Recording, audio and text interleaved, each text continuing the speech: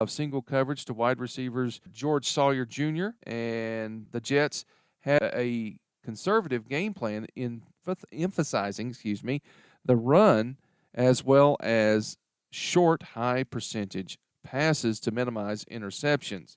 Meanwhile, with the help of many fortunate plays, the Jets' defense kept the Colts' offense from scoring for most of the game. Also, Baltimore had a distinctly older group of players with 10-plus year experience versus the New York younger, bigger left offensive side of the ball. Taking a look at the game as it was broken down in the first quarter, Joe Namath recalled that he did not become dead serious until on the sideline before the game. He saw Unitas. The Jets, led by captains Namath and Johnny Sample. The Colts, led by captains Preston Pearson, Unitas, and Lyles, met at midfield where referee Tom Bell announced that the Jets had won the coin toss and had elected to receive the football. The coin toss had been conducted an hour prior to kickoff, but that was just done for the benefit of the spectators. Colts kicker Lou Michaels, the younger brother of Jets defensive coordinator Walt Michaels, kicked the ball off to Earl Christie, who returned the ball 25 yards to the Jets' 23-yard line. Namath handed the ball off to Snell on first down, who carried it for 3 yards. On second down, Snell carried the ball for 9 yards, earning the Jets their first down of the game. Colts free safety Rick Volk sustained a concussion after he tackled Snell and was subsequently lost for the game on this play. On the ensuing play, Emerson Boozer lost 4 yards when he was tackled behind the line of scrimmage. Namath threw his first pass to Snell that gained 9 yards on 2nd and 14, but a 2-yard loss by Snell on the following play forced the Jets to punt the ball. The Jets noticed, however, from watching film of the predictability of the Colts' defense based on how players lined up. Instead of calling plays in the huddle, Namath usually gave formation to his team and operated from the line of scrimmage. Center John Schmidt recalled that the Colts were in shock, and it drove them crazy. No matter what the Colts did, Snell would run the other way. The Colts began their first offensive series on their own 27-yard line. Quarterback Earl Morrill completed a 19-yard pass to tight end Johnny Mackey, and then running back Tom Mate ran for 10 yards to place the ball on the Jets' 44-yard line. Jerry Hill's runs of 7 and 5 yards picked up another Colts first down. Then Morrill's pass to tight end Tom Mitchell gained 15 yards on 3rd and 13 and saw the ball placed at the Jets' 19-yard line. In scoring position, Morrill attempted to score quickly against a reeling Jets defense. Receiver Willie Richardson dropped Morrill's pass on first down, followed by an incompletion on second down for Mitchell, and was overthrown. On third down, none of his receivers were open, and Morrill was tackled at the line of scrimmage by Al Atkinson. Michaels was brought out to attempt a 27-yard field goal, but it was wide left. The Jets didn't really only rely on Snell, Namath said. If they were going to blitz, we were going to throw. Shula had said Namath beat our blitz with his fast release, which allowed him quickly to dump the football off to a receiver. On the Jets' second possession, Namath threw a deep ball to Maynard, who, despite his pulled hamstring, was open by a step. The ball was overthrown, but this one play helped change the outcome of the game. Fearing the speedy Maynard, the Colts decided to rotate their zone defense to help cover Maynard, leaving Sawyer covered on one-on-one by Lenny Lyles, helping Sawyer catch 8 passes for 133 yards, including a critical third quarter 39-yard reception that kept a scoring drive alive. The Jets kept rushing Snell to their strong left side, rushing over tackle with Boozer blocking the linebacker and gaining first down after first down as the Colts defense gave ground. The Colts defense was more concerned about Maynard and the deep threat of Namath to Maynard's touchdown. Although the Colts were unaware of Maynard's injury, the Jets were aware that Lyles had been weakened by tonsillitis all week, causing them great glee when they saw him one-on-one in matchups with Sawyer. With less than 2 minutes left in the period, Colts punter David Lee booted a 51-yard kick that pinned the Jets back at their own 4-yard line. 3 plays later, though, Sawyer caught a 3-yard pass from Namath but fumbled, and Baltimore linebacker Ronnie Porter recovered it at the 12-yard line. In the second quarter, however, on third down, the second play of the second quarter, Morrill's pass was tipped by Jets linebacker Atkinson, bounded crazily high in the air and off of tight end Tom Mitchell, and was intercepted by Jets cornerback Randy Beverly in the end zone for a touchback. Starting from their own 20-yard line, Snell rushed for the next 4 plays, advancing the ball 26 yards. The Jets would be successful all day running off the left side, as we talked about earlier, behind blocking of Winston Hill, who, according to Snell, was overpowering 36-year-old defensive end Ordell Brace, the man who had tormented the rookie Hill in the Colts training camp. Namath later completed 3 consecutive passes, moving the ball to the Colts' 23-yard line. Boozer gained just 2 yards on the next play, but Snell followed it up with a 12-yard reception at the 9-yard line and a 5-yard run to the 4-yard line, and was capped the drive with a 4-yard touchdown run, once again off the left side. The score gave the Jets a 7-0 lead and marked the first time in history that an AFL team led in the Super Bowl.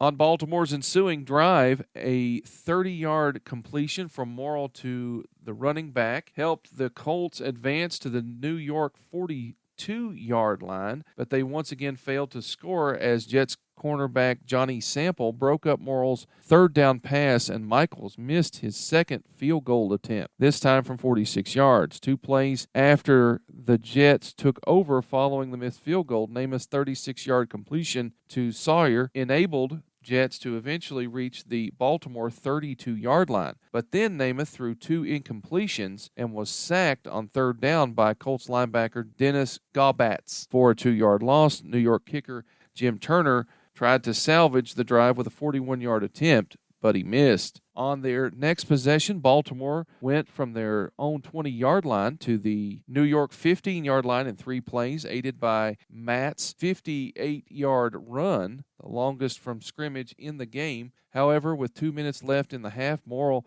was intercepted again by Sample at the Jets' 2-yard line, deflating the Colts considerably.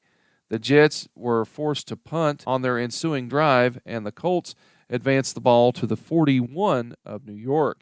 What followed is one of the most famous plays in Super Bowl history. Baltimore tried a flea flicker play, which had a huge impact on the momentum of the game. Matt ran off of right tackle after taking a handoff, then pitched the ball back to Morrill. The play completely fooled the NBC camera crew and the Jets defense, leaving receiver Jimmy Orr wide open near the end zone. However, Morrill failed to spot him and instead threw a pass intended for running back Jerry Hill that was intercepted by the Jets safety Jim Hudson as time expired, maintaining the Jets' 7-0 lead at halftime. Earlier in the season against the Atlanta Falcons on the same play, Morrill had completed the same pass for a touchdown to Orr, the play's intended target.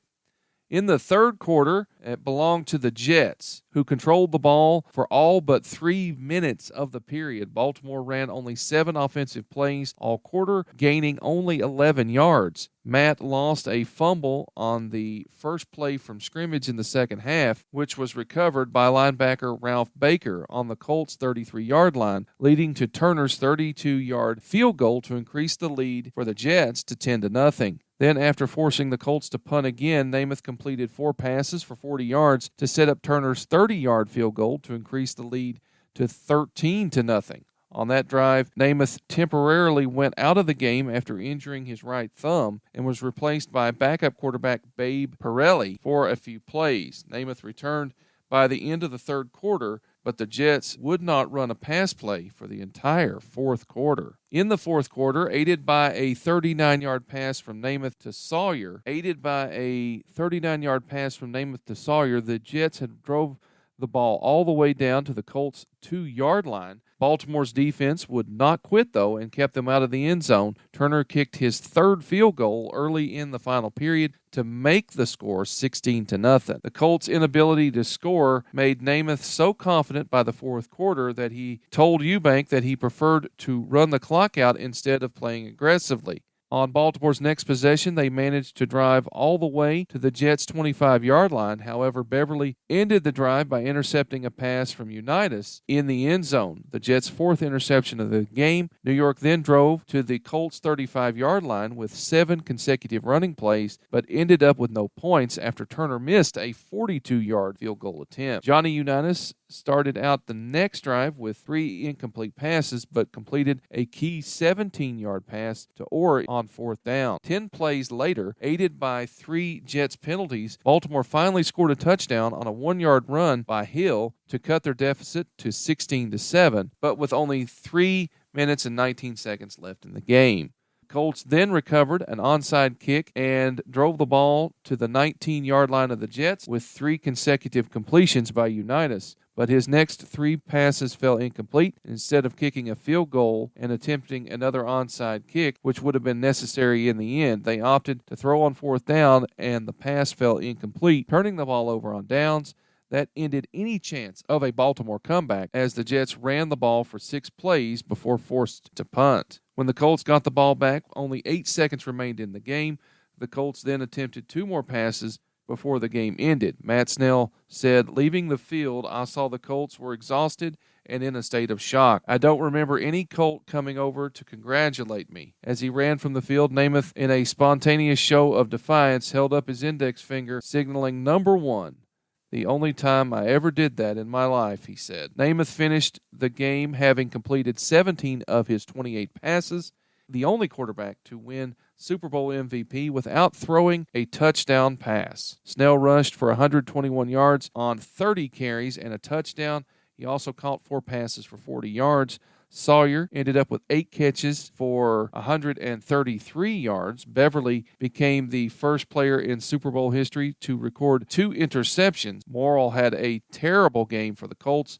Just 6 of 17 completions for 71 yards, 3 interceptions. Through 54 games, he had the 3rd worst passer rating in Super Bowl history with a 9.3, one of only 3 ratings below 10. Despite not being put into the game until late in the 3rd quarter, Johnny Unitas finished with more pass completions, 11, and passing yards, 110, than Morrill. But he also threw 1 interception. Matt was the Colts' top rusher with 116 yards on just 11 carries, averaging 10.5 yards per run, and he caught 2 passes for 30 yards. The Colts were -4 in turnovers, throwing 4 interceptions, all of them deep in Jets territory. All in all, the game is regarded as one of the greatest upsets in both American football history and in recorded history of sports. The 19.5-point underdog American Football League champion New York Jets defeated the National Football League champion Baltimore Colts by a score of 16-7. And in the next few years, the AFL would merge with the NFL, course, become the AFC and the NFC conferences that we have today. But that one game showed that the AFL teams had a chance to win, and they followed through, did the Jets, on Joe Namath's guarantee, one of the most important moments in sports history.